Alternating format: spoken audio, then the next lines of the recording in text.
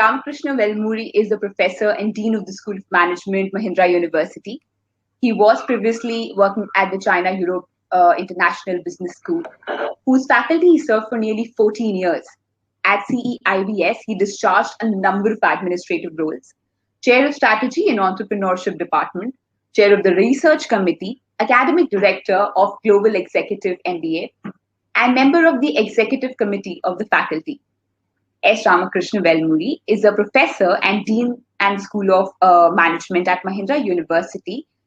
Considering the fact that he is doing a lot of roles here and playing a lot of entrepreneurial ventures, and that happens to be the topic for today, he has been a facilitator in executive education programs for senior management of Tencent, China Development, Air Liquide, Roche, and many other organizations. So thank you so much for joining us, sir, today. And your expertise and your area of focus of the impact of entrepreneurial's behavior is something that can be utilized here today with students. Yes, thank you so much, Anchita, for that wonderful introduction. Thank you so much, sir. Yeah, and as you said, entrepreneurship is like, when a cricket team plays on its home ground, I'm playing on my home ground, with entrepreneurship, because that's my area of specialization. That's very well said, sir. I really appreciate that.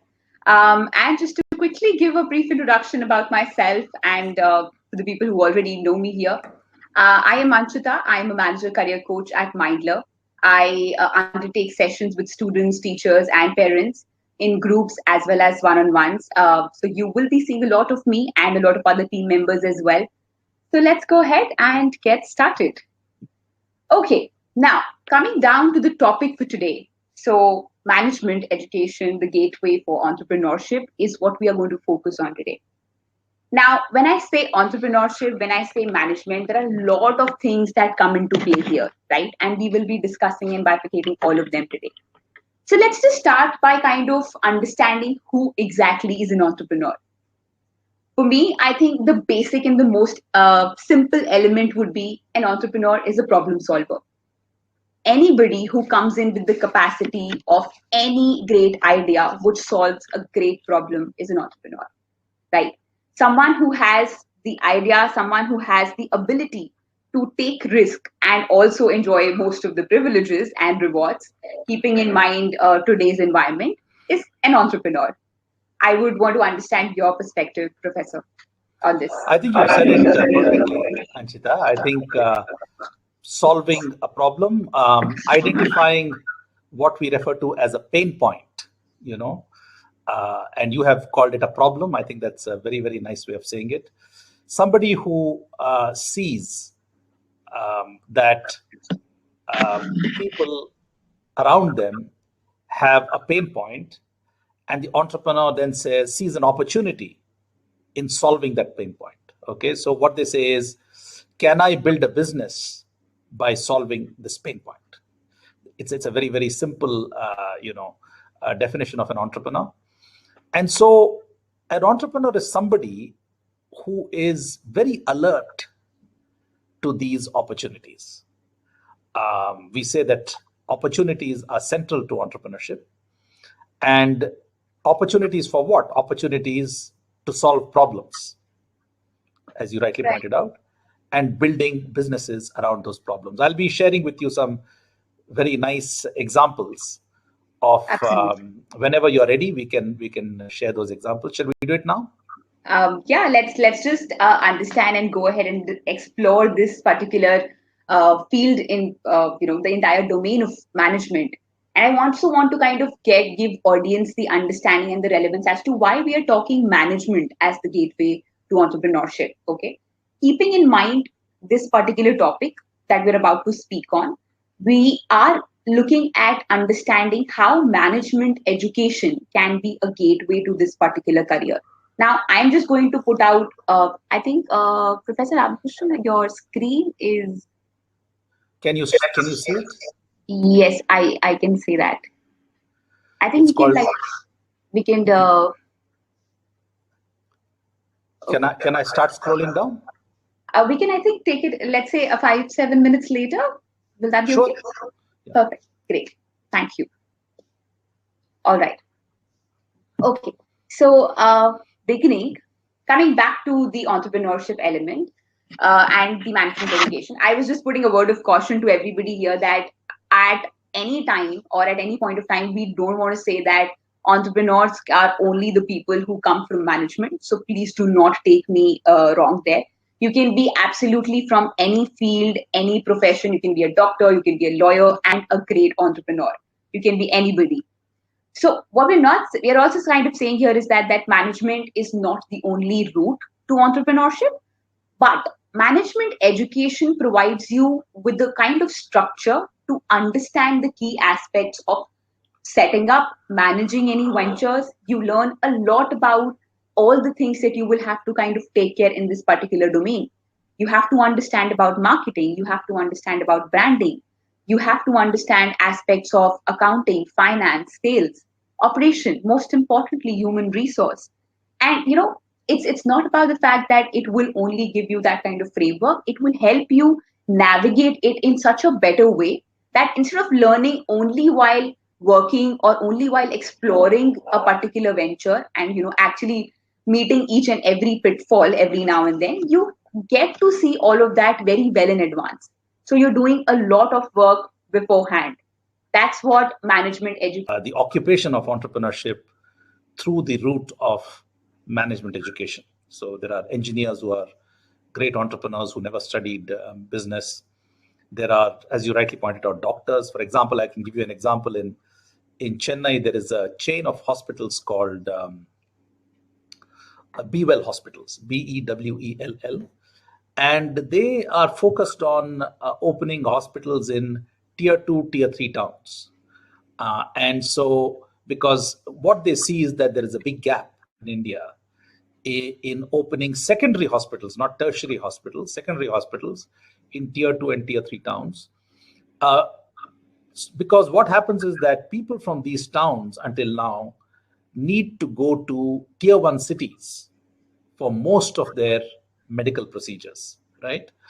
And so, to provide them with a service that is closer to home and a hospital that covers 85% of what a tertiary hospital offers in a big city. Like in a big city, you have an Apollo hospital or a Wockhardt or a Fortis. These hospitals can do some very, very complicated procedures also, right? They can do open heart surgery, they can provide some very advanced cancer care, for example. So these very advanced medical services are not available in the Bewell hospitals, but Bewell hospitals offers 85% of what an Apollo hospital offers in Delhi or Mumbai or Chennai, right? And so this was the opportunity that he saw. This was a gap in the market that he saw. The pain point that he was solving was basically this pain of residents of tier 2, tier 3 towns who have to travel long distances and be away from home in order to get medical care. Okay, so doctors, engineers, lawyers have set up ventures. In fact, there are lots of people. I mean, up in India, for example, Mr. Dhirubhai Ambani was a great entrepreneur, and didn't have any formal education, right? So, yes, you're absolutely right. Management education is not the only route to entrepreneurship, but there are certain benefits of studying management. And we find, for example, I've been teaching now for about 28 years.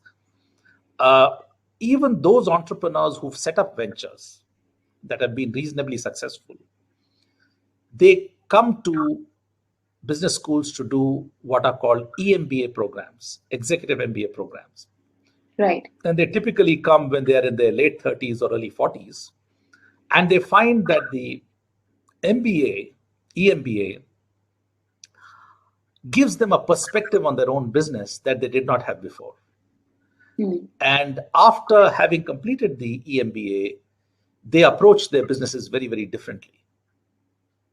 After having benefited from, as you rightly pointed out, the structured, education in the different areas of management, operations and supply chain management, human resource management, finance, marketing, accounting, strategy. So this is what this training, it helps them to take their businesses to the next level.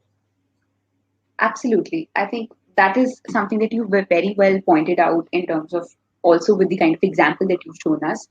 And I think somewhere or the other, wherever we talk about a great idea, with that also comes a great deal of responsibility to, you know, execute it and apply this. And you have to stick with it through bricks and bouquets both. So it is something that every individual will go through. Yes. Um, I also want to come down and discuss about some of the areas and the most important or the most upcoming domains in entrepreneurship. There's a lot of understanding, and I'm just putting it out as an open question. And I think this is something that I get to hear from students a lot, that we really want to do something on our own. We really want to venture out. We want to have our own businesses and have our own setup, but we don't really know as to what domains we should look at, what kind of areas we should look at in terms of exploring. There's a significant amount of progression that has happened in the recent times towards automation, towards machine learning, IT careers, and all of these particular ventures where we are trying to solve problems with the help of technology. Do you think just technology related areas are some of the important domains that are coming up? Or what, according to you, are some of the areas that are coming up and can be looked at? See, I would advise youngsters to study what they're passionate about and then work in organizations that are leaders in those areas. So if a youngster is passionate about AI or data analytics or digital technologies, by all means, pursue your studies in that area. And what we observe, and this is research from all over the world, tells us that entrepreneurs youngsters don't become entrepreneurs when they first join the workforce. What happens is that they take up paid employment first, and then they set up companies, usually in the same industry in which they've been working. Okay. Okay. And what is more, those who set up ventures in the same industries in which they've been working are far more successful than those who set up ventures in industries that they've had no exposure to. Okay. Now, why is that? Okay. The answer is very simple. It takes a long time to understand an industry. Okay. And if you have been working in an industry for 4, 5, 6 years, you understand the customer's pain points more accurately. Whereas if you're from outside the industry, you may misjudge the pain point. You may think that there is a pain point, but actually there is not. Okay. So you identify the pain point more accurately. You know what it takes to succeed in that industry. Every industry has a very few, maybe 2 or 3 critical success factors. And you know what it takes to be successful, what those critical success factors are, and how to deliver on those critical success factors. And the third is, you know where to look for critical resources in that industry. And when I say resources, I don't just mean money. Money is something that is fungible across industries, right? But I'm saying, for example, if you were looking, let's say you've been working in the travel industry for many years, okay, and you've identified an opportunity in the travel industry, you would know where to find talent for your business, because you would have a network in that industry from having worked there for many years, right? You probably would know who the good vendors are in that industry, right? So there is a whole host of knowledge that you can accumulate if you've been in an industry for a long time. And this is something that, for example, investors pay a lot of attention to. Okay. Investors generally don't like to invest in ventures where the entrepreneurs have not been working in the industry that they are venturing into. Okay.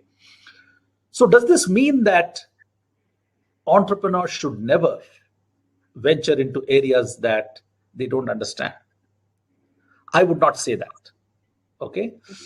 What I would say is that if let's say you're passionate about a particular area, but you've not had exposure to that area before, I would say, first of all, acknowledge that your knowledge has many gaps. The first thing, right? And the second thing is, when you approach that venture, uh, build a team with people who do have some exposure in. Deciding to deep dive into a particular market and take the plunge, so you get significant amount of experience and understand the industry, get a great overview, and it'll be great if you are having a first hand experience of the same, because that's when you come in touch with a lot of problems that the industry is facing, and that's when you kind of figure out or tap on the areas that nobody's catering to this particular problem, or nobody's looking at this particular issue. I think a lot of it is something that I have seen over and read about, whether it's the founder of Zomato or whether it is our own founder of Mindler, and we've been trying to work around any of these areas, right? So we've been trying to understand certain elements and tap on those particular issues here. Now, when you also say that a lot of you spoke about MBAs and executive MBAs, that people come in after a lot of work experience to a position wherein they say that, okay, now I have questions that I need to address, or I need a channel to understand how to navigate it further. We are actually talking about, there's a lot of talk around how college dropouts make the best entrepreneurs. We have so many examples to look up to, and there's so many successful stories. And now it has come somewhere or the other to people that MBA courses or courses related to management are not relevant if you want to become an entrepreneur. And they just need a different kind of skill set, and they need a different kind of knowledge that probably is taught in that particular curriculum to just become a manager. Is that true, or is that one of the myths that we're looking at? It's a myth, and there is a professor at Harvard who did a study on this, and he looked at unicorns, and he found that I think about uh, close to 30% of the unicorns had MBAs in the founding team, and a further 43%, if I remember correctly, of the unicorns had members in the top management team who had MBAs. Okay, so this is a myth, and I will show you in a minute some really good examples of my own students who've gone on to set up some very interesting ventures. Yeah. Absolutely. I think that kind of works well with us, and we'll be looking forward to your presentation as well. But before we actually deep dive into the presentation, I have one last question and one last thing that I would want to discuss. That is that there's a lot of work that has been going around managing, and a lot of aspects about leading a team and all those areas, right? And also, according to the latest third edition study that the World Economic Forum just published with respect to the future of jobs, they've kind of understood and mapped the skills of the future, tracking the pace of change and the importance and the change in the labor market, which kind of gives us a direction to understand where are we heading towards, what will the market look like. They have concentrated upon a lot of soft skills rather than hard skills. There's a lot of talk about analytical skills, critical thinking skills, teamwork, creativity. So, and I think a lot of questions I also saw here in the chat box where students are wanting to understand, and we would want a perspective from you to understand this, that what are those essential skill sets that are required by an entrepreneur? So if you could help us through that. Sure. You mentioned critical thinking. I think critical thinking is important for managers. It's important for entrepreneurs also. For entrepreneurs, it's particularly important because it's very likely that in the early stages of you're setting up a venture, many people who are close to you will be what we call naysayers. They will say that this idea will never work. Okay, and it is up to you actually to be evidence based, to look at the evidence and make up your own mind. Okay, And when I say look at evidence, do some research, um, an entrepreneur needs market research as much as Coca-Cola or P&G or Unilever needs market research. But unfortunately, most entrepreneurs, when they are starting up, they don't have the resources to do, large-scale market studies like the FMCG brands would do. And so they need to be ingenious in how they do market research. And nowadays, with telecommunication costs going to almost zero with WhatsApp and Skype and so on, you can do surveys with free survey tools like SurveyMonkey. You can actually get some very, very good feedback, even if you only consult, your family and friends network first, okay, to get some initial feedback, and then go out in concentric circles. Ask them to introduce you to people that you think might be in your target customer segment, okay. And through this network, if you approach people and you talk to them or you ask them to answer a survey, which shouldn't take usually more than 5 to 10 minutes, then you can get very, very valuable information from the market. And this is very important because I would say 9 times out of 10, even the ventures that succeed don't succeed in exactly the way that the entrepreneurs had originally conceptualized the venture.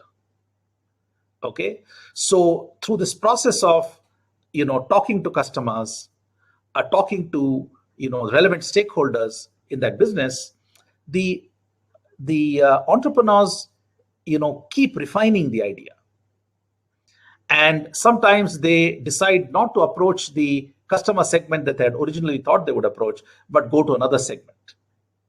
I'll give you the example of a student of mine, a German student in China, who wanted to, who partnered with a Chinese partner to set up a travel company for very wealthy Chinese families. And they wanted to offer these families a very unique, curated travel experience in Europe, in places like France, Germany. For example, they offered a wine-themed tourism package, okay, where the Chinese family could go to one vineyard after another, and learn about wines. Then they set up another package that was based on music. So the families could go to Salzburg. And many of these wealthy families had young children, so the children could learn music, for 3 weeks or 4 weeks from some of the leading musicians in Austria. So when they originally thought of this idea, they thought of this idea as a B2C business. They thought that they would approach the families directly. But they found that the customer acquisition cost for a B2C business was extraordinarily high.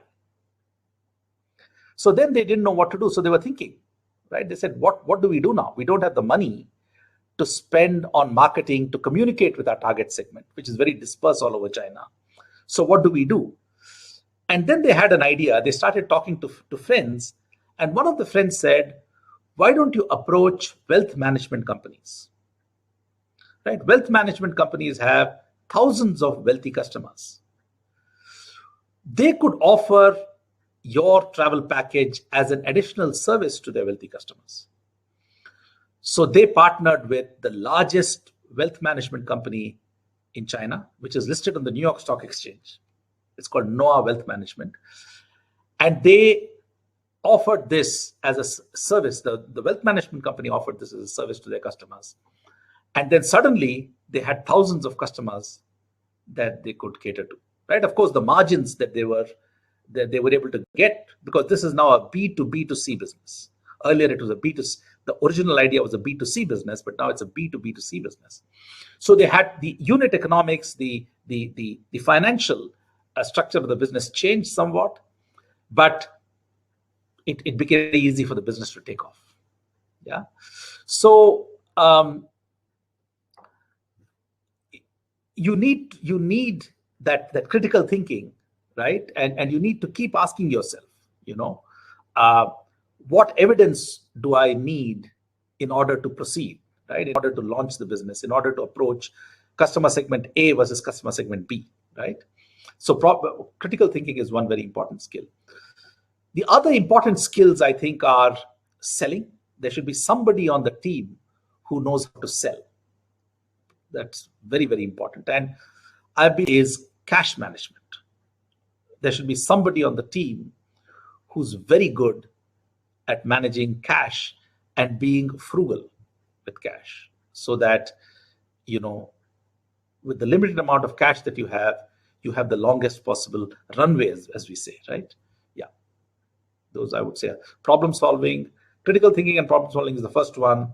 Selling, people management, cash management. You're muted, Anchita. I can't hear you. I'm so sorry. I was just saying that that kind of sums it up well. And there's a lot of relevance here. And I want all the students to kind of understand this, and all the people who've joined us today. Problem solving skills, self management is also something that we spoke about, because this is in wherein we're getting the most amount of creativity, and we get these ideas from. And then the ability to navigate and tap on and trust your intuition is also something that we're talking about here. So critical thinking is extremely important. Communication, what sir also kind of mentioned, was the most important skill set in terms of helping the others understand and your team understand what is it that you want to convey. Your customers understand what is it that you're trying to sell in here. And yes, coming from that background, also sales, you should at all times know how to make it more relevant and tap on exactly what is being lacking here and that you bring to the table. So I think that kind of sums it up very well, sir. Thank you so much on that. I think I will not stop you anymore from sharing your screen and moving forward with the Yeah, I mean, presentation. this is not. I'm not going to share lots and lots of text. Absolutely. Yeah, but you will see that these are some very, very interesting examples, right? Right. I Uh, just want all the students in the who are attending, please make sure that the competition is still ongoing and we're still keeping a track of the questions that you're posting. So be creative and put out all the questions that are here. We are noting it down. Thank you so much. Yes, sir. Over to you. and happy to answer your questions. You know, feel free to stop me at any time. So this is Definitely. a venture that was started by a student of mine. Uh, it's called secondshadi.com. So when he started it, you know, in India is a very conservative society, and the way most people get married is through family networks, family and friend networks. So the two families know each other, or they have a common friend who introduces the two families, and then, you know, they get together, and then the prospective bridegroom and the prospective bride meet each other, and then the wedding can take place, right? Now, for people who are divorced or widowed, this system doesn't work well.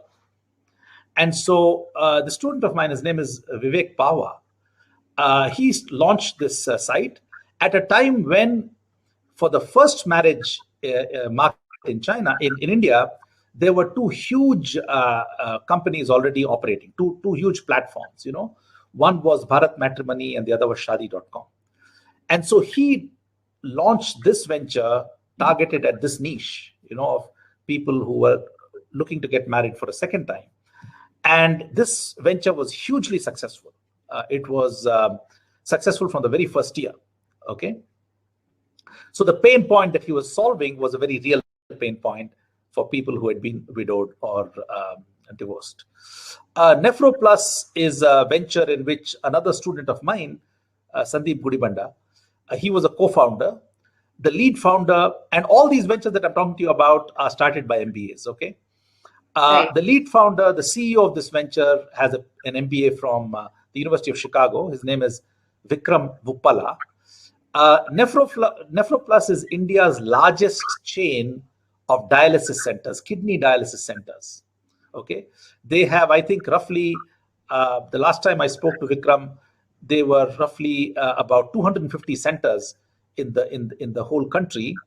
And one of the things that has impressed me most about NephroPlus is that throughout this lockdown that has lasted now for more than a year, Hmm. they have not interrupted their services even for one day. Every Right. single center has been providing, services to these patients. You may know that people who are on dialysis, Right. hemodialysis, they need to have sessions at least 3 times a week. Okay, Right. and so these centers have been open. They follow all the safety protocols, and they've been providing outstanding service throughout this lockdown. Okay. Right. So just before you move on, I'm so sorry to interrupt you in between. Your video as well as the presentation is stuck for me, and I think for a lot of participants also. Can we just quickly do a check again? Okay. So let me open it again once and see if Yeah. that. Also, we can't see you. Oh, let me see what's happening. I request the participants to please allow us a minute while we figure this out. There's a small technical glitch. We're trying to work around it. Can you see my screen now? No, sir. Oh, that's interesting. It's okay. It just acts up sometimes. Okay. Uh, just try that again, Okay. Let me. or you could just probably refresh and Yeah. So let me go back to turn screen on. Can you see me now? no, sir. I can't see you. If you could just like refresh the screen for yourself once, I think we'll be able to. Okay. I think I just require. How's that? Can you see me now? Yes, I can see you now. Works well. Okay. Okay. Yes. Let's see if this works now. Okay. Right. Uh,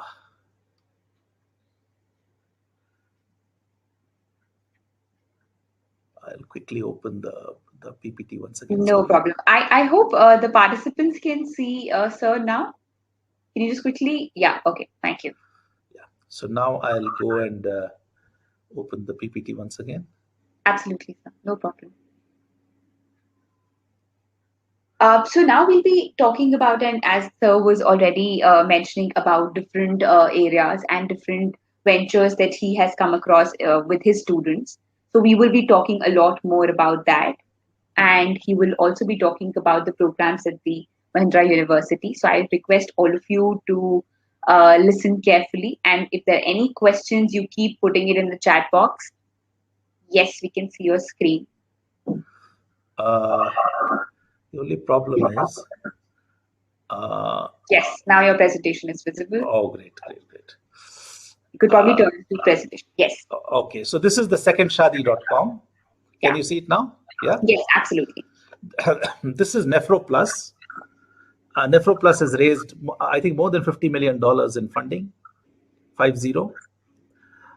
This is another healthcare venture started by two graduates of IRMA, Institute of Rural Management, Anand. Anant Kumar and Priya.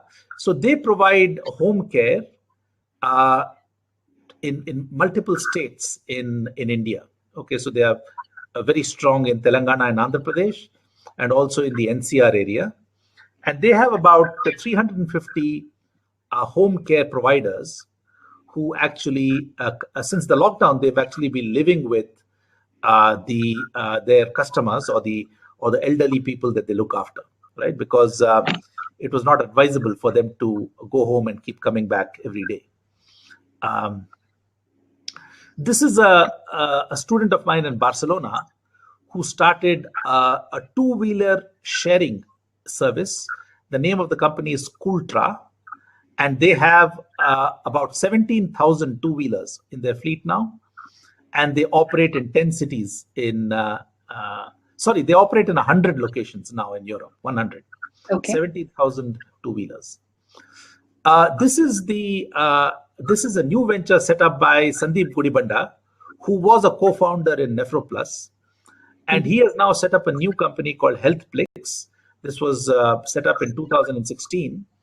This is an electronic medical records company, and he has raised about $24 million already in funding.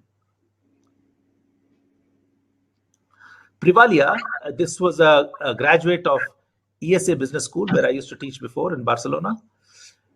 This was a flash sales website. So this was an e-commerce platform that offered you a 70 to 80% discount on well-known brands that wanted to dispose of their stocks. So you could get, for example, you could buy Adidas shoes at a discount of 60 or 70%, or H&M garments, or Zara garments. And these promotions were available only for 2 or 3 days. Okay, so this company actually grew internationally. They became very strong also in Latin America. They started off in Spain, and they grew in Latin America. And it was finally acquired by another French group for about 500 million euros. Okay. This is a Chinese student of CIBS, where I was teaching before. He has set up the largest finance training company in China. So they provide finance training to large companies. Typically, they could be multinationals, they could be large Chinese companies, and they work with 181 of the global Fortune 500 companies. Okay. This is an entrepreneur that I know very well, Mumbai based. He set up a venture called Goli Vada Pav. You know that this is a very famous Mumbai snack. And so they have now 300 outlets all over the country. And they've done some amazing things during this COVID crisis, and they've been distributing vada pavs to all the migrant people who were going hungry, and they've raised funding through donations from middle class and upper middle class people to provide these free vada pavs to these migrant workers.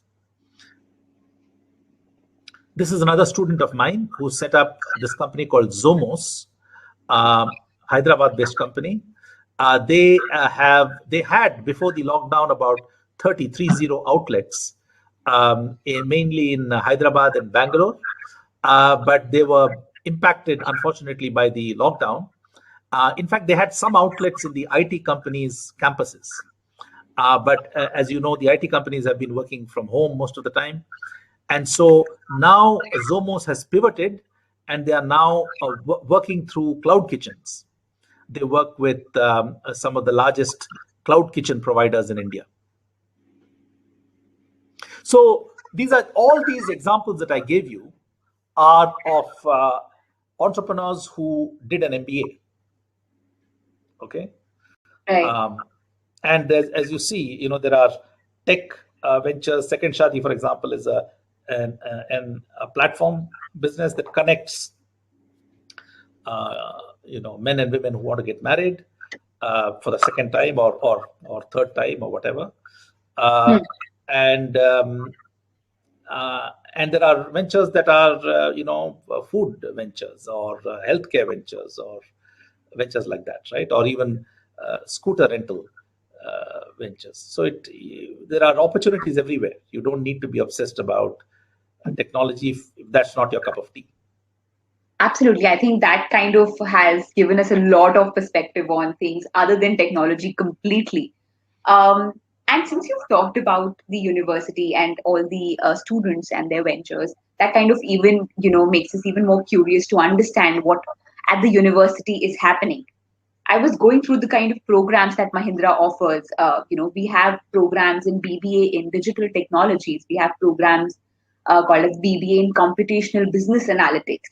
So these are very new specializations that we've got to hear in the recent times associated with the management degree. Could you help us understand a little bit about this, and why are these specializations here, and what kind of infrastructure facilities do we have to promote the same? Yeah. Again, if you don't mind, I'll share my PPT with you. Absolutely. Let's see.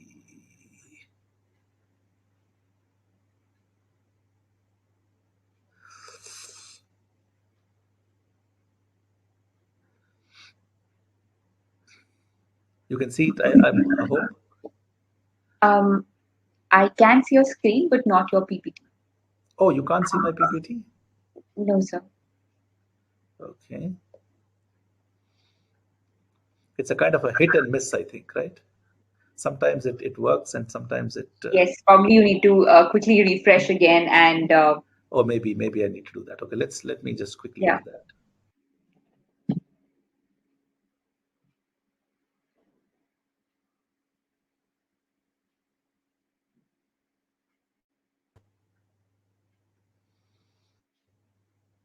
Okay, I'm back. Can you see me? Yes, you're back. Okay. Okay. Uh, let's see.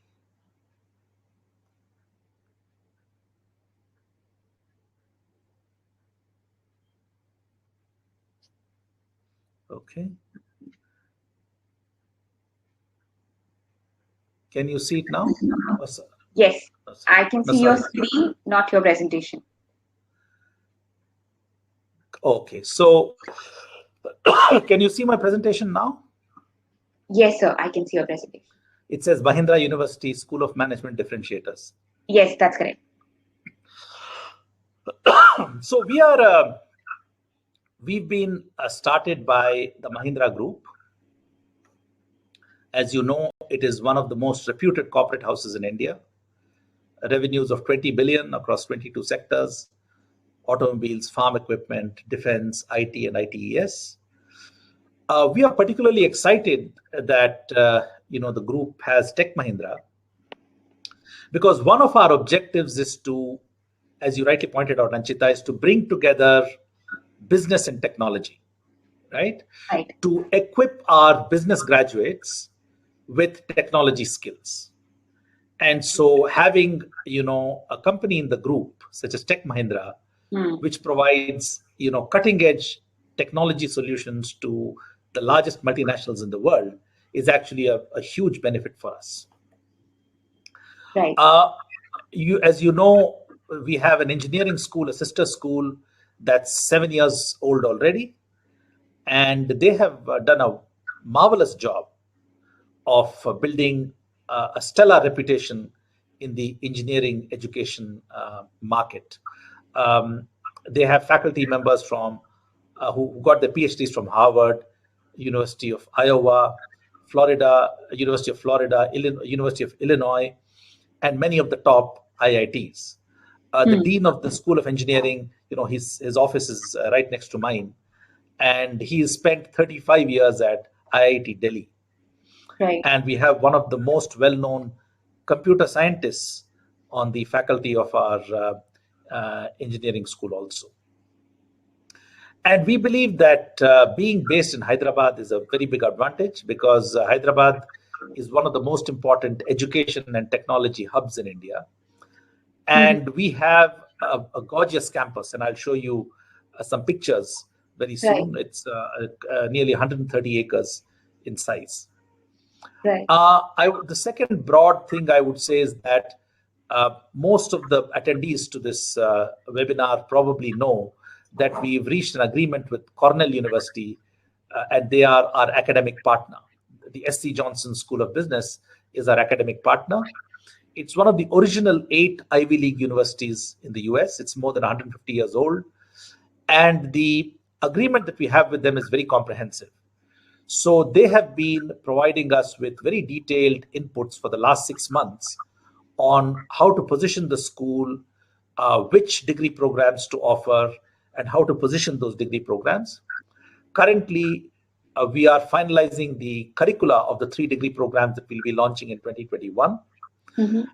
And they've already shared with us detailed course structures, which we're going to Right. go over in our next meetings with them. There's going to be faculty mentoring. Uh, Once international travel resumes, we will have Cornell faculty on our campus in Hyderabad delivering courses to our students. There is a certain number of e-Cornell courses that our students can take. That's already included in the tuition fee. And then there is a 3 week summer immersion that our students can do in the US at Cornell's Ithaca and New York campuses. This is not mandatory. and it is we'll charge extra for this based on the cost that the Cornell University is going to pass.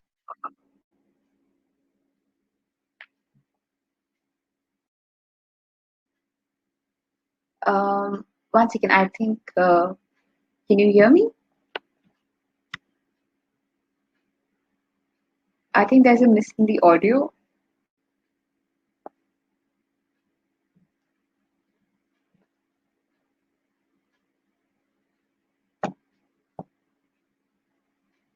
Okay, I can't hear you. Your voice is not coming actually.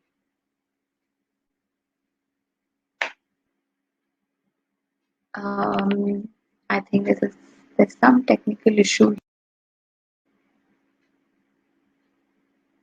We can't hear you, sir. Can everybody hear me? Okay. I think you'll probably have to reconnect again. I'm so sorry for the inconvenience.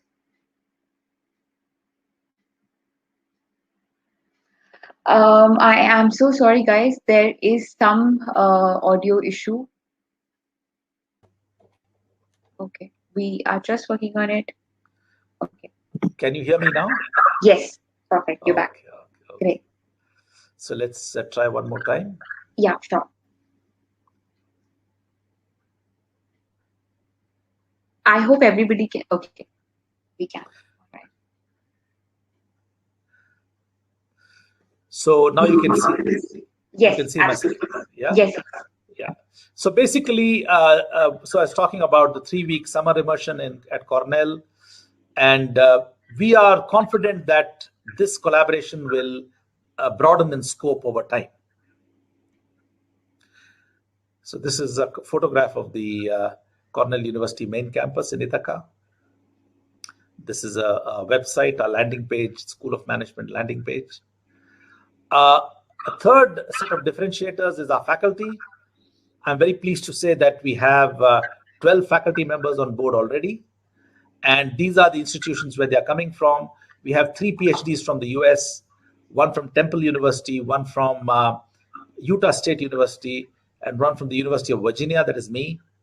Then we have hired 3 PhDs from IIM Ahmedabad, one from IIM Bangalore, one from IIM Lucknow, 2 from IFMR, one from BITS Pilani, and one from IFHE. So we've looked for faculty members who are very strong in research, because we want our faculty members to be abreast of the latest developments in their fields. And we are also putting together a roster of visiting faculty and industry experts to interact with our students as per need. And then we have, I would say we are laying down the academic infrastructure, right? So we will have a very high-powered academic advisory council at the level of the university. We will have an industry advisory board of 6 to 7 experts in the field of financial services, digital technologies, and data analytics, who will continuously give us feedback on our curriculum, because these areas are changing very fast. And that's why we feel that we need to keep abreast of how industry's needs are changing in these areas, so that we can tweak our curriculum accordingly. Right. Okay. And then finally, we have a supercomputer lab on campus. This is based on an NVIDIA DGX1 computer, which was designed mainly for deep learning. Okay, so we have 2 centers at this supercomputer lab. One is an artificial intelligence center, and one center is for 3D experience, where we will offer augmented reality, virtual reality, immersive experience.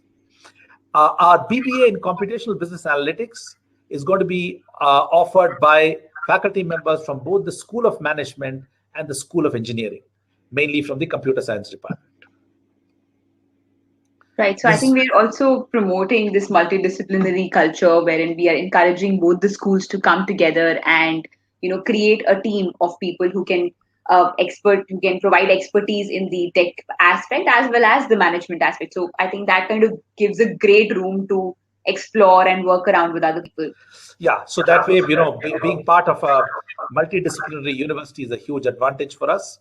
Not only that, I mean, I think I was sharing with you yesterday, Anchita, that when we have students working on entrepreneurial projects, we foresee that those students from the School of Management will be working in teams along with students from the School of Engineering.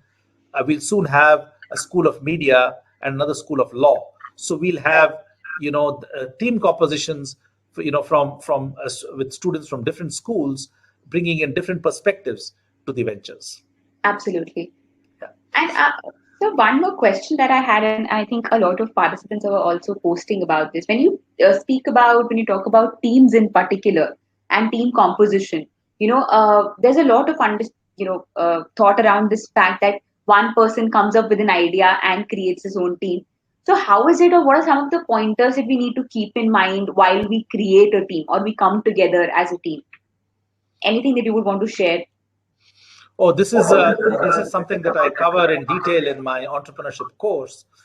But I would say that today, in knowledge industries, uh, it is teams that are successful, not individuals, right? Because uh, with the kind of, if you want to set up, let's say, ventures in any of the, for example, all the examples that I gave you, right, Mm-hmm. across industries, they require people with very different skill sets, and it's very unlikely that a single individual will have all the skill sets to execute on the venture, seamlessly. So you really need a team with complementary skill sets. The challenge, of course, with teams is that they need to get along. Okay, and interpersonal conflict is always possible within teams. Absolutely. So we have, when we talk about entrepreneurship, we have certain templates that we share with our students on how to systematically think about building a team. Okay, Right. what are the things that you need to talk about at the very beginning? Mm-hmm. Okay, and what are some of the things that you need to anticipate, um, that could happen, right? So that you avoid unpleasant surprises going forward. So, can you hear me, Anchita? Yes, sir. Yeah, Yeah, okay, yeah. you're audible. So basically, this is actually one of the most delicate issues in setting up entrepreneurial ventures. And generally speaking, entrepreneurs don't pay that much attention to it. Mm-hmm. Okay, but there is actually quite a lot of best practices that we can actually share with students and get them to think systematically about setting up teams. Right. Thank you so much. You're welcome. Um, Okay. That was a very good question, actually, very relevant question. Absolutely. So Okay. So, yeah. I won't go into very much detail Right. into the courses. I'll just give you some headlines. Okay. Sure. Sure. So the first thing I want to say is that this combination of economics and finance is a very deadly combination. Okay, and there are very few schools in India that are offering this combination. So you have either a BA in economics or a BA in finance or a BBA in finance, but you don't have this combination of economics and finance. And I would say that maybe I've come across only two other private universities that are offering this. This is a great program. But to do this program, you must have a math in your plus two, because both economics and finance are quite intensive from a quantitative perspective. And these are some of the industries where you would have job opportunities, right? The banking, financial services and insurance, consulting, research institutes and think tanks, media and entertainment, and so on. Right. This is just an indicative curriculum. We are continuously fine-tuning it. You'll have the most updated version on our website. Absolutely. The BBA in digital technologies, we launched this program because there is no industry and no function that has not been touched by digitization. And, all the industries are now undergoing digital transformation. And so the kinds of roles that we see our graduates taking up when they graduate is, business analysts in IT firms. So, for example, today, the largest IT companies in India, like TCS, Infosys, Wipro, and so on, the biggest percentage of their revenues is coming from digital services that they are providing to their customers. Okay, Right.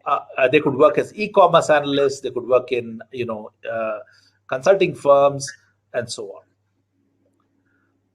Once again, this is the curriculum. And finally, the computational business analytics.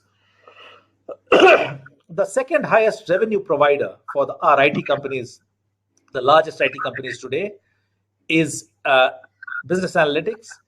It is 19% of the revenues are today coming from services that have to do with business analytics.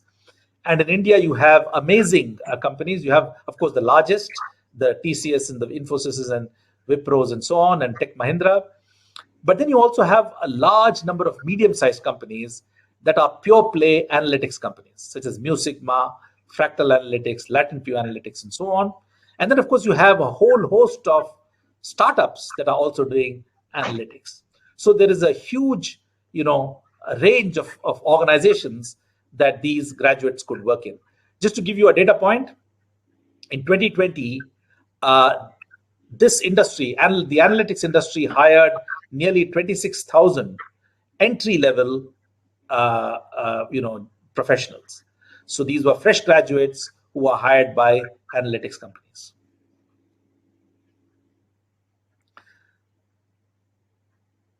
Right.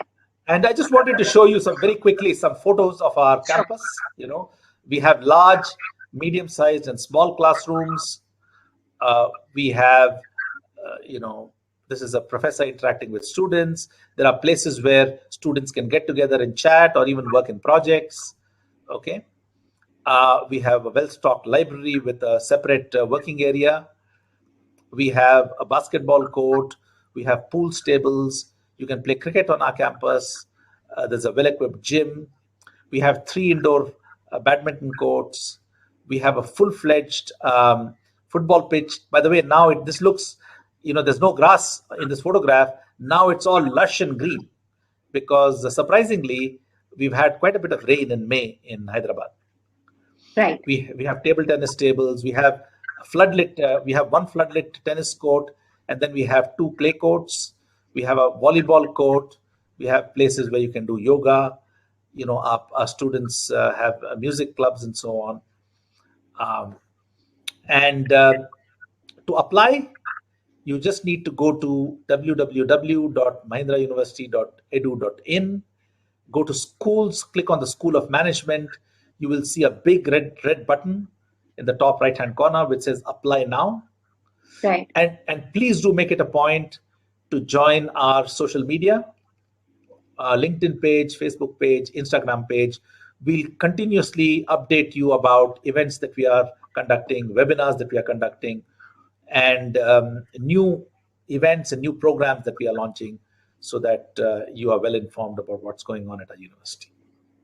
Perfect. Sounds good. This is the button that I was talking about. Right. Students, please take a note. If at all you are willing to apply, please go ahead on the website and click on Apply Now. It shouldn't take you more than 15 minutes to complete the application. Perfect. Sounds good, sir. Thank you so much for that detailed presentation. I'm sure students have gained quite a bit of it. I am going to quickly answer 4-5 questions, and this is something that has been completely coming in the chat. Okay, questions that were coming from students of class 12. Now, if at all I want to approach different management programs, what are the management programs that are available at the undergraduate level? I know I have kind of exceeded time. That's why I'm kind of rushing up. Different management programs that you will find at the university level, at the undergrad level, will be BBA, BMS, BFIA. There'll be different specializations, like we talked about BBA in digital and business analytics computation. These will be different specializations also that will come with the courses. But please understand, BBA and management programs are more like an umbrella term. They will be talking to you about almost each and every segment of management, whether it's human resource, whether it's marketing, whether it's operations. We are going to talk about accounts, finance, everything in detail. Now, anybody and everybody who has a question on whether or not maths is required or not for a BBA program, please keep this in mind. There are a lot of tier one universities or some universities which require you to have maths as an eligibility criteria for their entrance exam, right? So just kind of putting in a word there, if you do have mathematics, then kind of helps you out with respect to clearing out these entrance exams. There are also institutions which do say that it's completely okay if you don't have maths and you can still apply. You can still go ahead and apply to these institutions for studying management. Second, and the most important thing is that there was a lot around should we immediately do an MBA program, or should we wait for some time? Ideally, I think with the entire webinar, we've tried to focus on and help you understand that gaining exposure and experience is a very, very critical requirement. Even if you want to become an entrepreneur, you want to become a manager, anything that you would want to venture into the field of management, it's required, recommended that you engage yourself in a number of courses, do keep reskilling and upskilling yourself, take up a lot of internships in your undergraduate program, work ideally for a year or two before choosing and deciding for your master's. Third question that I came across was whether or not anybody from fields of psychology or sociology or economics or literature can go ahead and do MBA. You can, by all means, you can. There are entrance exams that you can take up, and that leads to management. Anybody and everybody can be an entrepreneur, requiring one simple thing, and that's a solution to a problem. That's what we're catering here. And all these questions, I know how critical they are for you, and especially the students who are in class 12 struggling for whether or not boards are going to happen, and we have to write the entrance exam and prepare for that as well. I know there's a lot of hustle going around. Please hang in there. Please keep preparing till the time any official statement comes out. For this, it brings us towards the end of the webinar, and I want to convey a very important message. None of you are alone in this particular process. If you want to reach out, understand, you're second thinking about your options, you want to be more sure about what options are you going to take up at the undergraduate level, please feel free to reach out to Mindler. We have a good detailed psychometric assessment in place. We can help you out with understanding what are the best fit career matches for you. We can work together with you one-on-one in understanding what kind of profile building elements are needed if you're looking at overseas education or liberal arts education, and if we have to actually explore management or any other areas as well. Let just allow us to kind of help you out and give you that liberty and the power to make your informed decisions. So we are here in case you need any help, anything that requires you to answer any questions. We will be more than happy to help you out in the same. So please go ahead and feel free. I've also kind of posted that on the chat box, so you will be able to see that here. And once again, thank you everyone for attending. And thank you so much, Professor Ambush. It's always a pleasure having you. And I learn particularly so much. So thanks a lot. My pleasure. Any remarks from your side? Thank you. Thank you. I thoroughly enjoyed the session. I hope the attendees also found it useful. And please get in touch with us if you need further information. Our admissions team is ready to answer your questions. And we will also, the faculty and I will interact with small groups of students, 4 to 5 in the private sessions. And we can set that up, at your convenience and during the months of June and July. Thank you. Absolutely. Thank you so much. You can go ahead and reach out to them on their website as well. Please write to us if we kind of missed out on any queries of yours. Please write to us at hello@mindler.com. If you have any questions, you have any answers that you're looking forward or any kind of clarity, please go ahead and fill and click the form and we will give you a call back. Also, with respect to the competition that I spoke about in the beginning about the best questions, stay tuned. Please follow us on social media or Instagram, on Facebook, on YouTube. Bye.